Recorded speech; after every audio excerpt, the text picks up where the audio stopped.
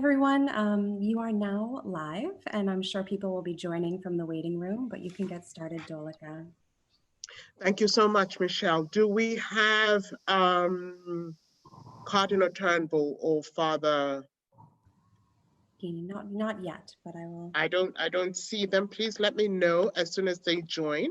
But in the interest of time, as we are live, although I only see ourselves as participants. That's right, but you're live.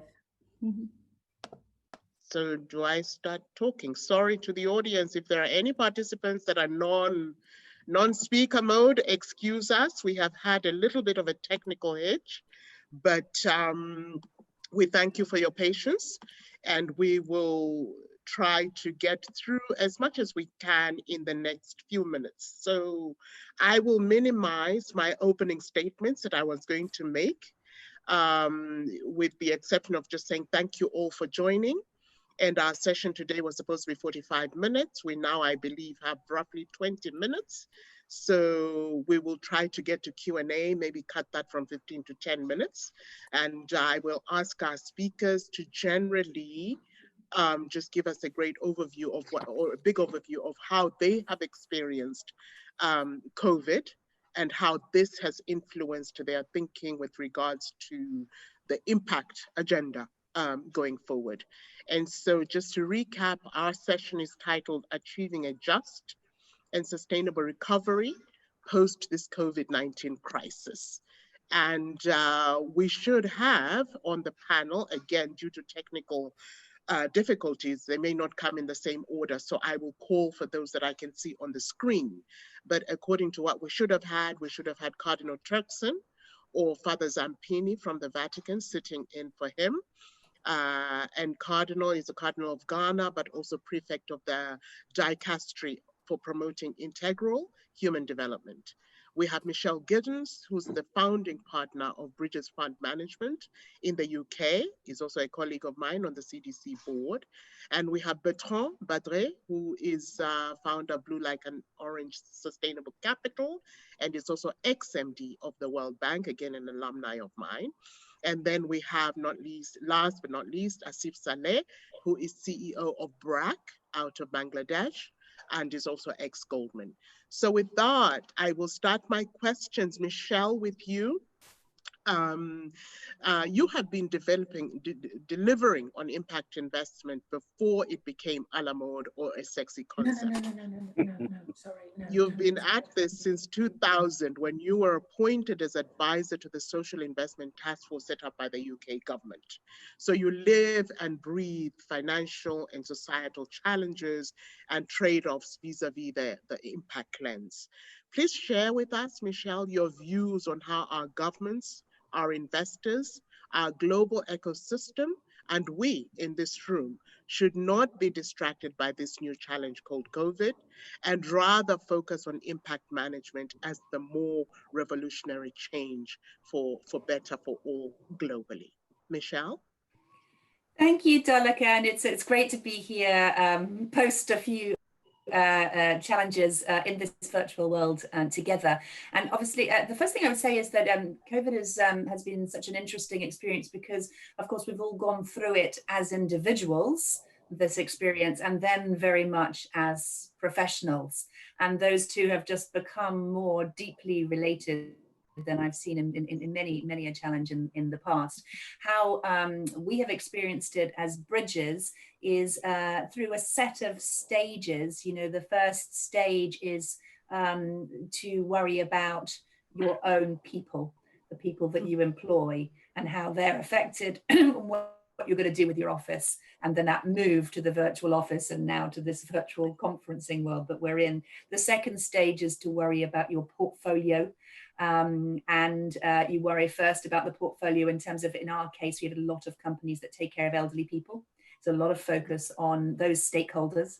And are we looking after them well? As an impact investor, we're going through the COVID crisis as an investor, but are we going through it well as an impact investor? This took us in the direction of doing things that we never thought we would do, like directly sourcing protective equipment for employees of the care companies, for example, that we own. Then you go into the more positive stages, at least we did, which was, well, what about impact innovation within our portfolio? Are there ways that the companies that we invest in can innovate to respond to the crisis? And we've seen a huge upswell of activity, whether it be in a company that's providing nutritious meals to kids in terms of the ways that they've interacted with the schools and serving children who are still in school because they are among the most vulnerable in society, whether it be through the social outcomes contracts that we invest in, where, for example, we are having to provide computers to the children that we work with because their education is immediately much more dramatically affected than the education of the more advantaged members of our community who can access that kind of technology. So we went through kind of protect everybody, protect the companies and their commercial viability, impact innovation. And now I think we're in the final phase, which is what is the post-COVID future. So just a couple of remarks on that. It's an obvious thing, but in the UK anyway, at the beginning, we talked about this as the great leveler. COVID was the great leveler because you could get ill with this, rich or poor. And what it has shown is the exact opposite, that it has shone this light that Cliff Pryor talked on the inadequacies of our societies and our financial systems. And so we're now currently focused on what can we do and what should the movement of impact investors do. And it's not so much to respond to COVID, although that's important, it's to respond to those inequalities and those stresses, and to respond to the fact that COVID has shown us that if we want to move quickly and urgently as governments, we can. And so why aren't we doing that around climate change? And why aren't we doing that about poverty? And the answer needs to be rooted in outcomes, in social outcomes, and the use of them in every single decision that government or investors make. So I'll finish by saying that I think there's a danger of too much focus simply on COVID and COVID responses, and we need to look deeper at the driving inequalities and climate challenges which COVID has shone a light on. And we need to use the tool that's at the heart of what we do, which is looking at using finance to change and create positive outcomes in the world very deliberately, and focus less on what's the financial tool and entirely on what's the outcome and what's the most efficient way to create it. Michele, thank you so much. And I really appreciate your brevity. So I hope we can exercise the same brevity with the other 4 remaining speakers. I do see that Cardinal Turkson has been able to join us. Cardinal, you were supposed to be the first to join us, and your absence actually was felt as divine intervention meant that we started late and we had all these technical issues. So we are very happy to have you with us. Cardinal, if I may, and I did say to Cliff, keeping time is going to be very difficult as a good Catholic girl. How do I tell the Cardinal to stop it? But my question to you, Cardinal, is that earlier this year, you opined and stated that coronavirus is not a punishment from God, and that what began as a healthcare issue is actually an economic, ecological, and political issue. In a few minutes, would you please talk to us about the most vulnerable and the imperative to foster unity and solidarity in addressing today's challenge, which is not a game for one, it is a game for all. Sure, certainly. Okay, so thank you, and my apologies for holding up the meeting with my. I'm not technically equipped for stuff. In any case, to address your question, the thing about COVID not being a punishment was occasioned by a suggestion that was made to me that this is a punishment from God, and I have to say that that's not quite the case. We need to look at it differently. In any case, it is true that what started as a healthcare issue is become truly pandemic, not because of the dimension of the sickness, but because of all other social factors, affected by the COVID.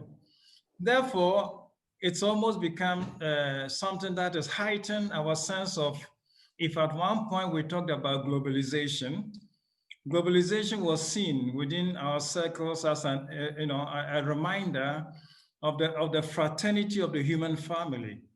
All of us coming together, bound by solidarity to act in unison for our common good. This, incidentally, is what the COVID is driving us to do. I mean, in this regard, it's not only Pope Francis who is reminding us about the need for solidarity and the need for coming together, multilaterals and all of that. The Secretary General of the UN has been constantly talking about this, that the COVID crisis is not to be solved separately, one nation at a time and one nation for itself, but it is solved by all of us together, joining forces and bringing our talents and endowments together. When this is the case, of course, we realize, and now I'm coming to where I come from, realize that when it comes to this, African and solutions from Africa are probably not reckoned with much. Incidentally, right from the beginning, Madagascar was talking about stuff and all of that. But I happen also to know about some other proposals from Cameroon about herbal treatments that can be of help. So in any case, my suggestion is that let us not discount any display of talent, any display of endowment, any display of facilities in this regard. Let's take all of them on board and see how they can, they can pull us, through this situation. Discounting some and just concentrating on what we consider to be traditional, remedy for, disease, sometimes limits the focus too narrowly. I would therefore encourage the research into vaccine, excellent. Research into other medication, excellent. But let's broaden this. After all, medicine derived from plants. And if there are cases of people with usable and proven plant, whatever, we need to broaden our perspective enough to take those on board, so that listening to all angles and listening to all voices, we'll be able to come up with a solution that reflects the common humanity of the human family and how we need to bring our resources together to pull us through this pandemic.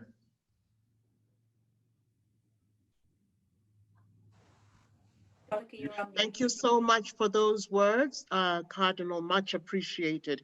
And again, in the interest of time, I say to our audience, please feel free to put your questions into our chat.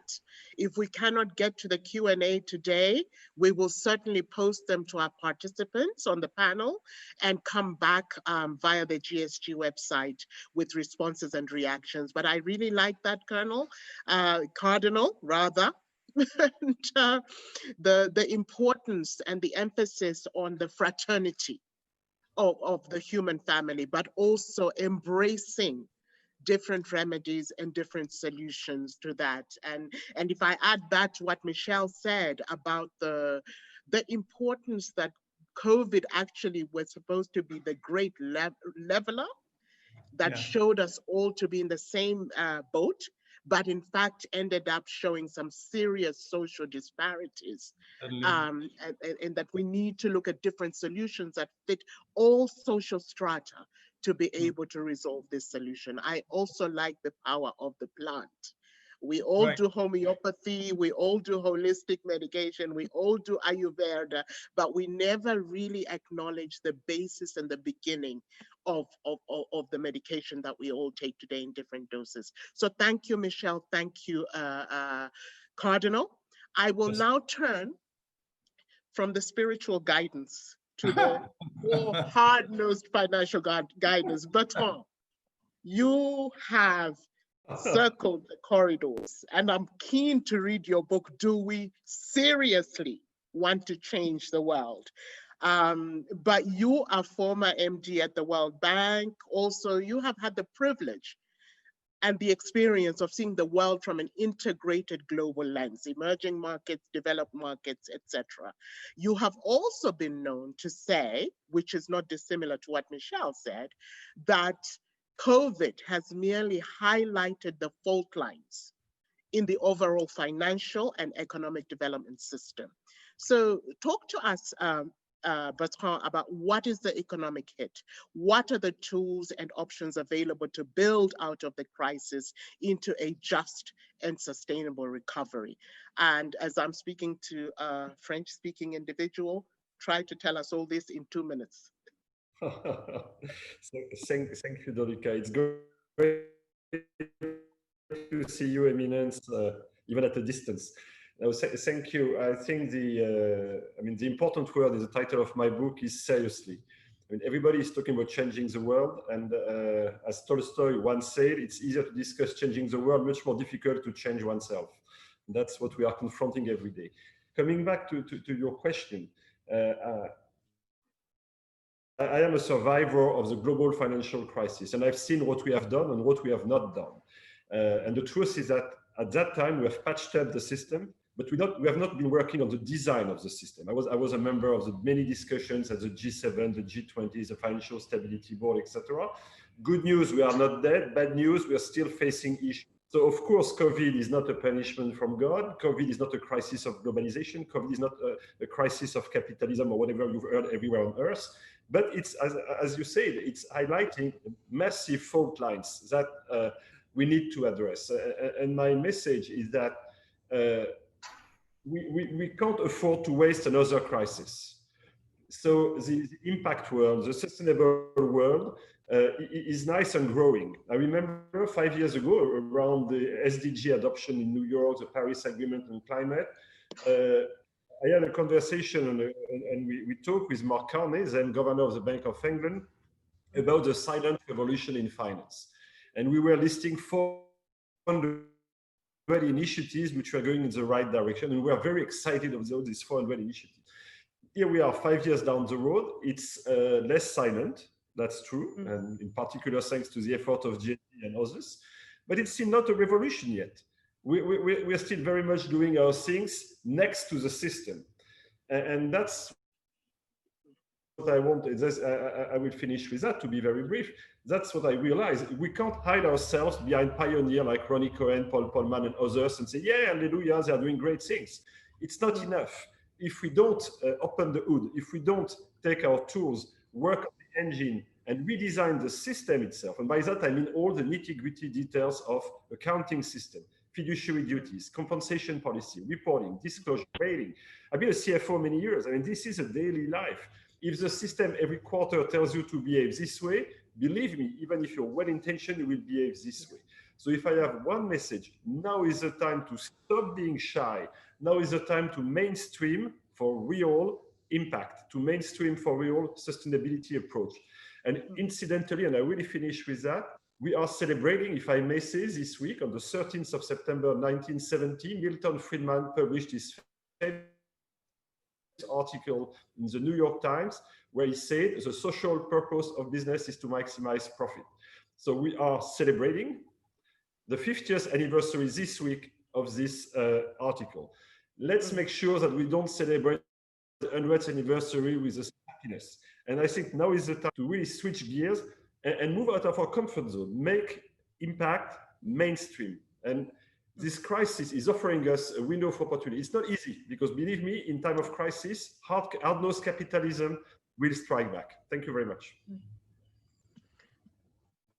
Thank you so much, Bertrand. You managed to fit in quite a lot into those few minutes. You know, but I think if I can pull on mainstreaming, on opening the hood and redesigning the engine, on really making sure that initiatives and pronouncements turn into reality on the ground. Those are all critical things. Asif, let me take us from, we had the high level, the heavens spoke, we had the UK spoke, Europe spoke to us, we've had the World Bank and the corridors of Washington spoke to us. You speak to us as somebody who on a day-to-day basis is living the reality and the vulnerability, but also is showing the resilience that comes out of these situations in which we find ourselves. You personally, I know, are passionate about social change, about social innovation, and about ICT. But further, as the CEO of BRAC, you are strong on the impact enterprise side, on urban poverty and youth skills.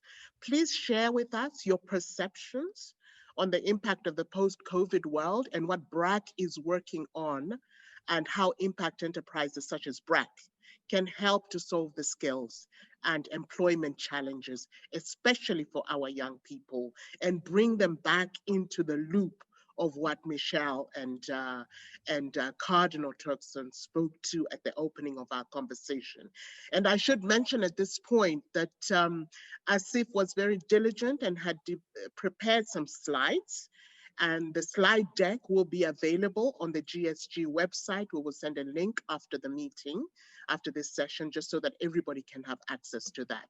So Asif, over to you in a few minutes, and I think we will still have some time to take 2 or 3 questions. So please, audience, post your questions or let the GSG Secretariat know that you have a question in the next few minutes. Asif? Asif, you might be on mute. It happens every time. I know. Thank you, thank you, Dolika. Really appreciate the opportunity for me to speak here. But I just want to echo some of the things that was said already. I mean, I think from sitting here in Bangladesh, what was very evident that what got amplified through this COVID crisis, not just systemic inequality within the country, but also this global South and global North dimension, right? I mean, I was on TV, you know, after a few weeks because one of the things was that, you know, this prescription of lockdowns were getting handed over. Was there enough rigorous policy modeling done in terms of what would be the impact of these kinds of lockdown in countries like Bangladesh, where there is no social protection? There's very, very fragmented social protection. I mean, within few weeks, we saw people were starving. They were out on the street. We were outside talking about, you know, if you want to have lockdowns in place, you need to get people, have to have cash transfer, give people money.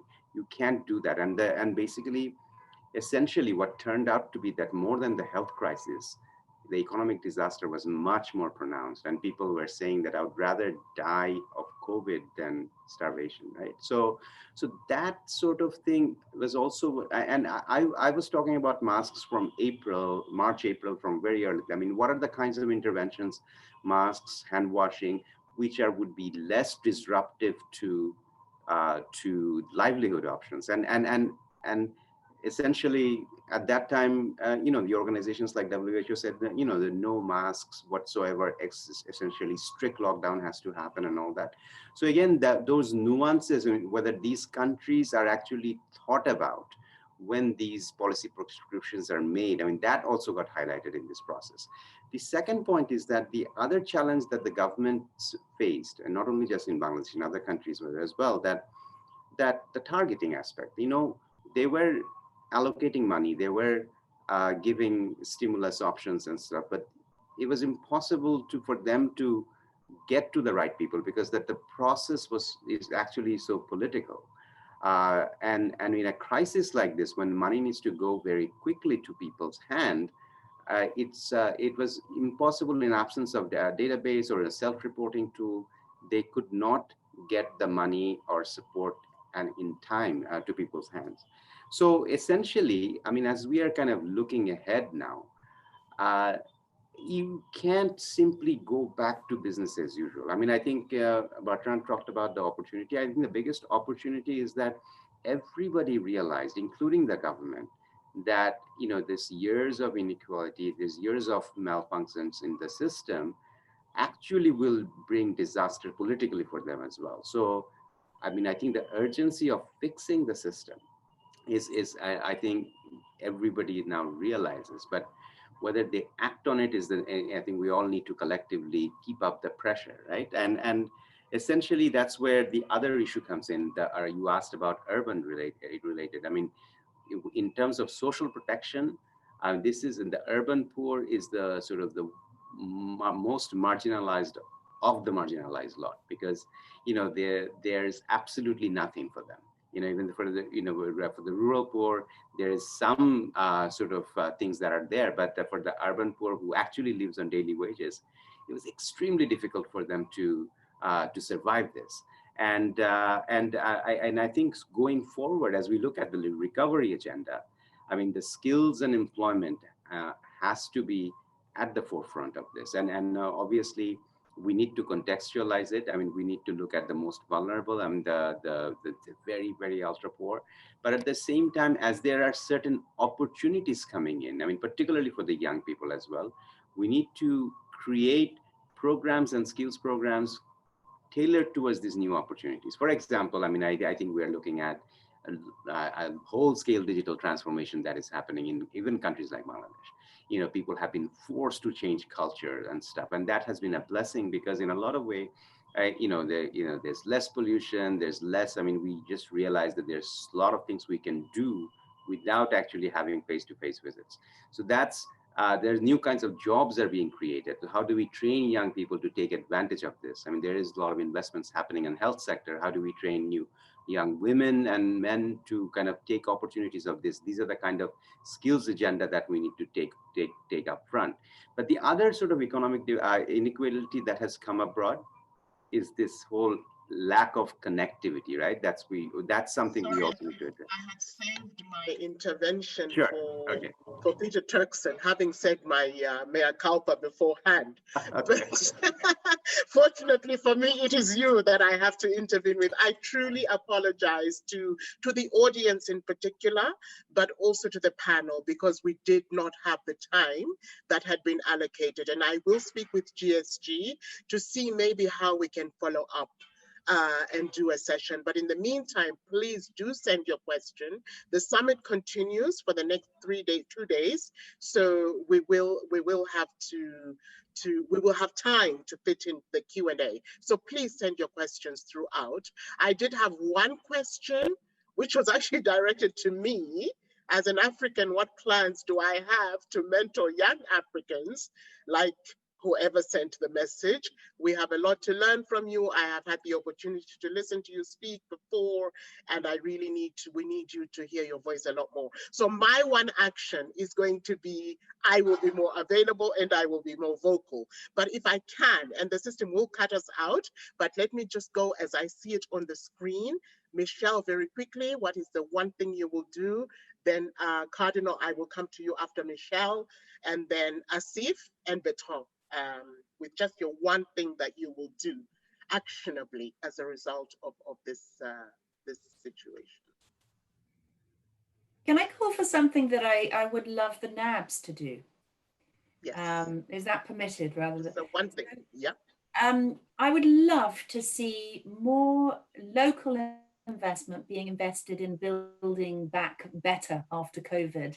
And I'd love to see the NABs work with local investors and government to create funds to build back better.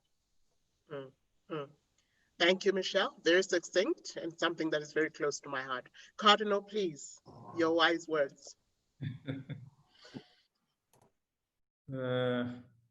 Okay.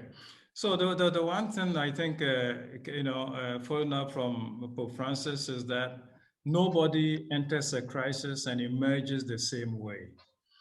So the crisis becomes an opportunity to be regenerative about the future. So the one thing then is, let us try with this COVID to fix all the dysfunctions and disruptions that Bertrand talked about and which Asif also is taking up. Let us regenerate the future and not just return to a future with all the dysfunctions. Thank you so much, Cardinal. Regenerate and not return. Local investors regenerate and not return. Asif and then Bertrand. Yeah, for me, I think it's the partnership with government and private sector. It's predominant. I mean, I think this is a problem we can't solve any of us can solve ourselves. So really have double down on my effort in terms of building bridges and really change systems. Thank you, Asif. Bertrand? Well, I will continue to speak up for the necessity to really work on the design of finance, on the boring stuff like accounting, etc., because this is crucial, not well understood, not politically admirable. but so important in our daily life. So this is maybe my charisma. I don't know how Cardinal Turkson would define this. This is maybe why I'm expected to be on earth, but I will continue. Seriously. Yeah. Thank you so much. Thank you. So I agree. And I actually think, Claire, we do need a follow-on session. It doesn't have to be in the context of this summit, but I do think there were some important points that really have just been touched on in the interest of time. But I think this is such an important subject matter that we need to come back to it. And hopefully everybody will be available. Thank you so much for making the time. And I will be cut off at some point, and we are ready to go back to our next sessions. Apparently, there is a rating scale that we must fill in for this session. Excuse us for the delay and don't punish us when you're rating us on that. So with that, I really want to thank you all. And I'm thanking you as you appear on my screen, which is Michele, Bertrand, Cardinal, Asif, and the facilitators behind the scenes. I know you've been very, very tense, but it is what it is. And we do the best that we can. And so with that, let me ask Claire if there are any logistical steps, the next steps that we need to get into. But no, thank I you. think we just leave this meeting and say goodbye to everybody. And thank you very much for all your efforts. And I'm sorry for the problems. No problem. Thank you so much. Thank you, Dolika. No Thank problem. you, everybody. Thank you, To see the Dolika. Cardinal's collar. It kept me calm. Okay. Thank you so much. Thank you, participants. Bye-bye. Bye-bye. Oh, I see a sister there as well. My goodness, it's a real blessing. Bye-bye. Thank you. I have been following in the background. Thank you so much, sister. Bye-bye.